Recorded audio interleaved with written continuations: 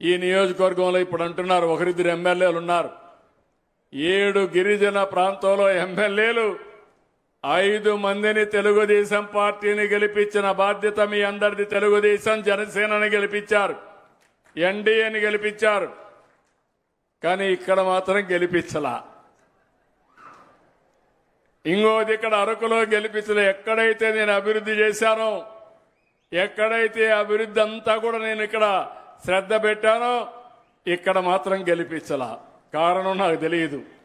కానీ వాళ్ళు అంటున్నారు ఇప్పుడు వచ్చి నన్నేదో ప్రశ్నిస్తారంట. నన్ను కాదు మీరు ప్రశ్నించేది, మిమ్మల్ని నేను ప్రశ్నిస్తున్నా, సమాధానం చెప్పమంటున్నా. గిరిజన ప్రాంతంలో ఉద్యోగాలు ఇచ్చిన వ్యక్తి 1/5/11/86లో నందమూరి తారక రామారావు గారు. అవునా కాదా తమ్ముళ్ళు అని మిమ్మల్ని అడుగుతున్నా.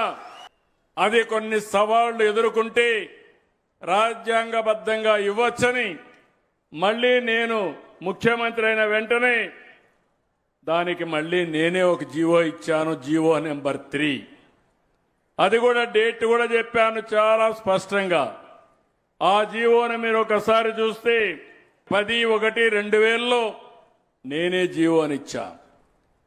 ఆ జీవోని పోగొట్టింది వీళ్ళు 22 ఏప్రిల్ 2020. ఇప్పుడు మళ్ళీ 5 ఏళ్లు పట్టించుకోవాలా. 2020 అంటే ఎలక్షన్ జరిగింది 2024. అవునా కాదా? ఎవరి తప్పని నేను అడుగుతున్నా.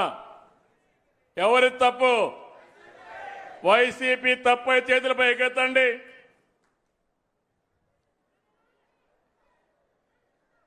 ఏమమ్మా? కాబట్టి వైసీపీ నాయకులు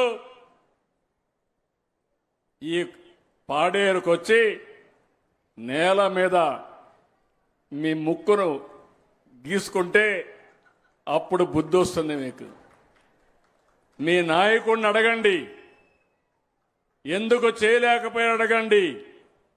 అడిగేది చేత కాకపోతే మీరైనా క్వశ్చన్ చేయాల్సి వచ్చింది. మీరు అది కూడా చేయకుండా ఇప్పుడు నన్ను అడగడానికి మీకు ఎలాంటి అర్హత లేదు.